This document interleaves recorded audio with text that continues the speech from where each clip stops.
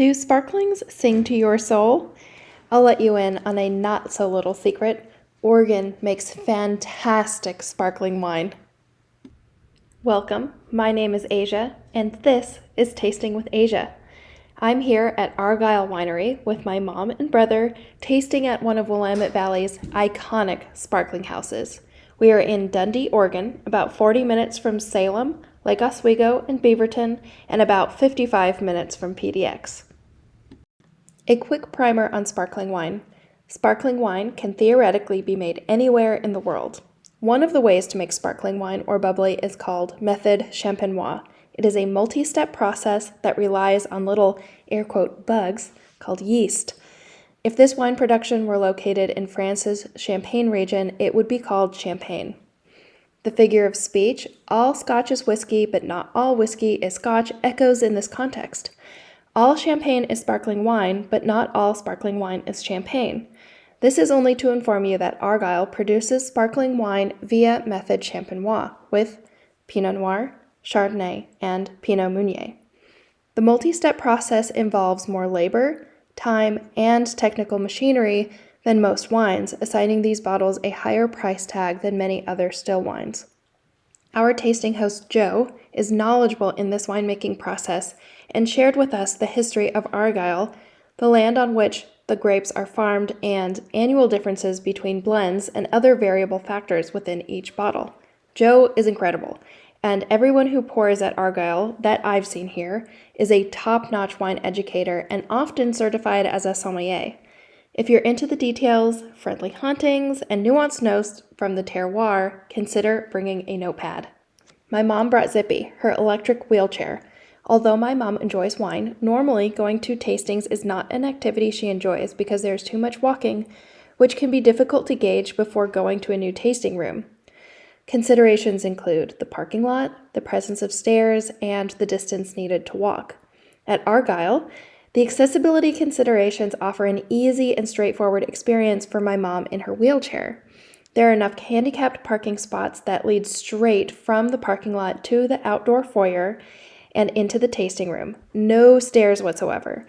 The bathrooms are accessible with an easy entrance for wheeled devices and tables that allow her to pull in a wheelchair. With so many reasons why this tasting room stands out, absolutely plan your visit here in advance.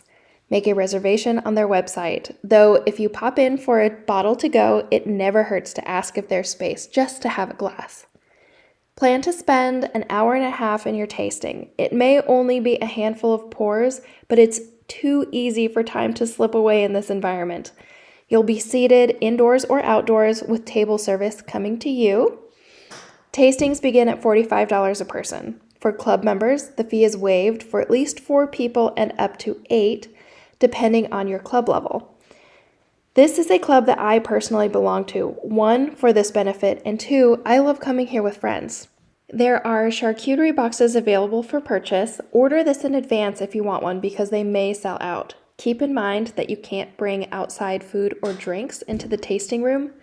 There are some restaurants in town, ranging from casual to upscale, which likely need a reservation, but you'll need to travel to the next town, Newburgh, for any fast food options. And let's be honest, the saltiness of French fries pairs perfectly with a dry sparkling wine.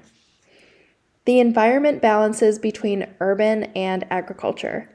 What makes it so inviting is the continuous feeling of the outdoors even while inside.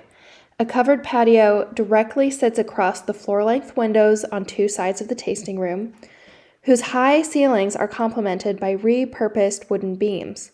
Beyond the patio is a grassy courtyard adjacent to the outdoor foyer, allowing visitors to acclimate to the space before even checking inside. The outdoor seating area, which is heated in the cooler months, is welcoming for well-behaved leashed dogs. Kids are welcome here too.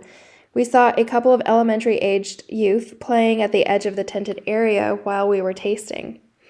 As mentioned already, the restrooms are on the stroller wheelchair-friendly side.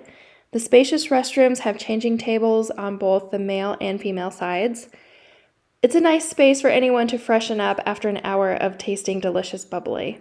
Let us not forget about the other wine club benefits. There are 3 tiers, and not only do you get free tastings during your visits, there's at least a 15% discount on bottles. There are 4 shipments per year. You can choose from 3, 6, or 12 bottles per shipment. If you're interested, ask about it during your tasting. So after all this, what makes Argyle stand out? It depends on what clicks with you. There's something for nearly everyone. Argyle has supplied the White House for formal occasions for almost every administration in about the last 20 years. Rumor is Michelle Obama is a fan of one of the Brut Rosés. Ghost stories of a revered previous operator swirl. She doesn't visit everyone, so keep an eye out. At one of the vineyard sites, Spirit Hill, where the Spirit Hill wine grapes are sourced, holds a pioneer cemetery at the top of the hill.